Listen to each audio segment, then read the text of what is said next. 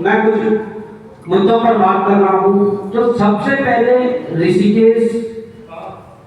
की जो mayor seat है उसका जो आरक्षण रोस्टर हुआ है वो सब आप जानते हैं कि कैसा हुआ है। क्योंकि आरक्षण रोस्टर की अगर शुरुआत होनी थी तो या तो देहरादून से होनी थी या हल्द्वानी से होनी थी। इस बीच में ऋषिकेश को उठाकर इन लोगों ने ये साबित कर दिया कि जिस प्रकार से ये तानाशाही रवैया जो सरकार का चल रहा है या तानाशाही रवैया हमारे मंत्रियों और विधायकों का चल रहा है, इससे ये साबित हो गया। क्योंकि बिना रोस्टर घुमाए ही पार्टी के जो समर्पित कार्यकर्ता थे, जिन्होंने वर्षों वर्ष पार्टी के लिए अपना सब कुछ त्याग कर दिया था, उन लोगों को ठिकाने लगाने के लिए आज यहाँ के विधायक चाहे हमारे मंत्री हो, इन लोगों ने इस प्रकार की रणनीति अपनाई कि हमारे जो पार्टी के समर्पित कार्यकर्ता थे, जिनकी इतनी मेहनत थी कि कल के दिन हो सकता हो मंत्री जी के लेवल तक आ जाते, उनको ध्वस्त करने के लिए इस प्रकार से ना देहरादून छेड़ा ना हल्द्वानी से छेड़ा, सीधे बीच में ऋषिकेश के रोस्टर सीट को घुमाकर बिना वो कर दिया। तो ये बड़ा मुद्दा ही है। उन कार्यकर्ताओं को समझना पड़ेगा जिन कार्यकर्ताओं ने पार्टी को अपनी मां समझा था और उस मां की सेवा में तत्पर लगे हुए थे, पर आज उनके साथ जिस प्रकार का विश्वासघात किया गया, तो ये आज पार्टी के कार्यकर्ताओं को समझने की जरूरत है कि अगर इस प्रकार का विश्वासघात हुआ है तो उस विश्वासघात करने में कौन जिम्मेदार है, उस व्यक्ति को पहचानना होगा। और इस चुनाव के माध्यम से उस व्यक्ति को क्या मैसेज आप दे सकते हैं, कैसे उससे ईंट का जवाब पत्थर से दे सकते हैं, वो आप लोगों को समझना पड़ेगा। आज ऋषिकेश की बात करते हैं। आपने कहा कि यहाँ जो ये र्यूमर्स फैलाया जा रहा है कि पहाड़ी और मैदानी, पहाड़ी और मैदानी, यार जब इस उत्तराखंड के लिए हम लड़े, हमारे पूर्वज लड़े, आंदोलनकारी लड़े, 42 आदतें हुई, तो उस दौरान तो सभी लोग लड़े। वो 13 जिलों में जो पूरा भूभाग है, उस भूभाग के अंदर रहने वाला वो व्यक्ति, वो उत्तरकाशी से पर्वतीय जिलों को जोड़ते हुए पिथौरागढ़ तक पहुंचे या देहरादून के मैदानी जिले से जोड़ता हुआ हरिद्वार उधम सिंह नगर तक पहुंचे, जो इस भूभाग के अंदर रह रहा है, जो इस भूभाग के अंदर पूर्व से ही जिन लोगों ने यहाँ पर बड़ी मेहनत करके अपना जीवन यापन किया है, वो यहाँ का मूल है। और हम तो कहते हैं कि रोजगार के रूप में भी, यहाँ के संसाधनों के दोहन के रूप में भी उन स्थानीय लोगों को अधिकार मिलना चाहिए। पर यहाँ पर आप देख रहे हैं जिस प्रकार की चीजें हुई है वो बड़ी चिंताजनक है। आज भले पहाड़ी मैदानों को बांटकर एक र्यूमर्स राष्ट्रीय दलों के द्वारा फैलाया गया हो, क्योंकि अगर उनका भी राष्ट्रीय दलों का कोई प्रत्याशी या तो हमारे व्यापारी भाइयों में से कोई मैदान का भाई होता या पहाड़ का कोई भाई होता, तब इस प्रकार के र्यूमर्स नहीं फैला पाते। उन्हें पता है कि हमने गैर मूल निवासियों को टिकट दिया है, हम किस प्रकार से इन लोगों का बंटवारा कर सकते हैं, वो उस फॉर्मूले पे काम कर रहे हैं। पर ये हम लोगों को समझना पड़ेगा। मोहित भाई ने भी कहा कि यहाँ के व्यापारियों का और हमारे पहाड़ के जो लोग हैं उनका जो पीढ़ियों से संबंध रहा है, उनका माटी बेटी का संबंध है। और मैं ये नहीं कह रहा हूँ कि केवल ऋषिकेश, यहाँ पर ऋषिकेश को उठा लीजिए, यहाँ पर सबसे बड़ा मार्केट विकासनगर को उठा लीजिए, यहाँ पर कोटद्वार को उठा लीजिए, यहाँ पर श्रीनगर को उठा लीजिए, मथुरी को उठा लीजिए, वहां पर व्यापार अधिकतम मात्रा में 90-95% जो है वो हमारे व्यापारी भाई लोग करते हैं। पर उनके जो उपभोक्ता हैं वो हमारे पहाड़ी मूल के भी है, मैदानी मूल के भी है। तो जो फैलाया जा रहा है उसे सफल नहीं होने देना, ये मैं आपसे अपेक्षा करता हूँ, यहाँ की जनता से अपेक्षा करता हूँ। मैं कहना चाहता हूँ कि यही मंत्री जी हमारे जो है प्रेमचंद अग्रवाल जी, इन्होंने जब 2012 से चुनाव लड़ा नगर पंचायत का,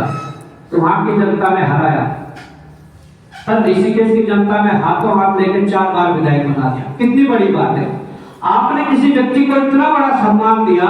और उस व्यक्ति ने उस सम्मान के रूप में जो सम्मान लौटाना चाहिए था, आज उसने ऋषिकेश की जनता के साथ छल किया। और उस ऋषिकेश की जनता के साथ जब छल किया गया तो ऐसा नहीं है कि किसी पहाड़ी के ही साथ छल किया गया, वो बराबर मैदानी क्षेत्र में हमारे व्यापारी भाइयों के साथ भी छल हुआ है। ऋषिकेश की जनता के साथ छल हुआ है। जिस प्रकार से मैं समझ सकता हूं कि 4 वर्षों से जो मल्टी स्टोरी पार्किंग का जो काम रोका गया है, ये आप भली भांति जानते हैं, पत्रकार बंधु को भली भांति जानते होंगे क्यों रोका गया। अगर वो मल्टी स्टोरी पार्किंग बन जाती तो निश्चित तौर पर यहाँ की जनता को, यहाँ के जो टूरिस्ट आ रहे हैं उनको उसका लाभ मिलता, और जो जाम से सड़कें भरी रहती है उसका भी कहीं ना कहीं उसको लाभ मिलता।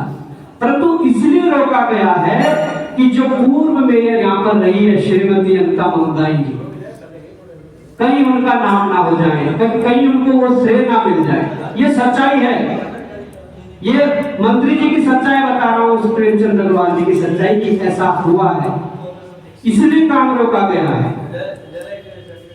क्योंकि अगर वो ऐसा करते तो निश्चित तौर पर यहाँ की जो मेयर थी, जो प्रथम नागरिक थी, उनको ये श्रेय जाना था, इसलिए इस प्रकार की चीजें कही गई। और उन्हें अब कुर्सी से वो उतर गई है, तो अब ऐसा फॉर्मूला और रोस्टर का तय किया है जो मैंने पूर्व में कहा है कि ऐसे बिल्कुल समर्पित कार्यकर्ताओं को बाहर करने का काम किया गया है। मैं ये भी कहना चाहता हूं कि ऋषिकेश की जो पहचान है, कई लोग कहते हैं मुझे, मैं कल रात यहाँ रुका था तो हमारे कई साथी रात को मिलने आए, उन्होंने कहा कि कूड़े की ढेर के रूप में, कूड़े की पहाड़ के रूप में इस ऋषिकेश को आज लोग पहचानने लग गए, जहाँ गंगा जैसी पवित्र नदी बहती हो, जहाँ देश से ज्यादा विदेशी पर्यटक घूमने आते हो, और उस ऋषिकेश में अगर कूड़े के पहाड़ के जैसे रूप दिखाई दे रहा है कहीं पर, जो कूड़े के पहाड़ बनाए जा रहे हैं, वो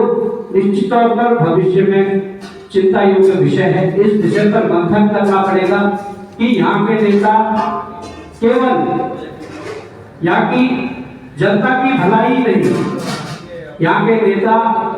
उसके अलावा जो विकास कार्य है उसमें भी अवरोधक बने हुए हैं। तरह तरह की बातें होती है, कोई निर्णय भी रह जाता है, उसको या तो बीजेपी की बी टीम बोल दिया जाता है या कांग्रेस की बी टीम बोल दिया जाता है, और ये पार्टी के प्रवक्ता बड़ी आसानी से कह देते हैं। पर मैं ये कहना चाहता हूं कि इस ऋषिकेश के अंदर जहां शराब के ठेके नहीं हुआ करते थे, वर्तमान समय में जो कांग्रेस के प्रत्याशी हैं उनका जो ठेका खुला हुआ है, उनके जो शराब के ठेके खुले हुए वो वर्तमान सरकार के कार्यकाल में ही खुले हुए हैं। तो इससे अनोखा मित्र विपक्ष का जो उदाहरण है वो एग्जाम्पल क्या हो सकता है। आप समझ सकते हैं कि अंदरूनी तरीके से ये आपस में किस तरीके से इनका गठजोड़ है, किस तरीके से इनके जो आपस में जो काम है वो हो रहे हैं, और वो जो बी टीम वाला जो फॉर्मूला है या बी टीम वाली जो बात है वो किसी दूसरे के सिर पर उसका ठिकाना तोड़ते हैं, और जबकि बी ए सारी टीमें ये अपने आप ही है।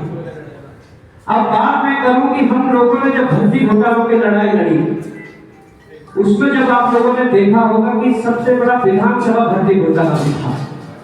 जिसमें खुद मंत्री जी प्रेमचंद अग्रवाल उस समय अध्यक्ष थे, और उन्होंने किस प्रकार से हमारे योग्य जो युवा थे उनका रोजगार मारकर, उनका हक मारकर, जिस प्रकार से उन्होंने एक परिपाटी चलाई थी, तदर्थ नियुक्ति की, वो सबके सामने चीजें आई। और सबसे बड़ी बात ये हुई कि चलो आपने या तो जनहित को देखते हुए वो किया तो अच्छी बात है, पर ऐसा क्या जनहित था कि आपने खुद अपने सगे भांजे को वहां पर उस पोस्ट पर बिठा दिया, अपने उस पोजीशन पर बिठा दिया। ऐसी क्या जनहित था? मैं ये प्रेमचंद अग्रवाल जी से पूछना चाहता हूं, और मैं उनके कार्यकर्ताओं से भी पूछना चाहता हूं।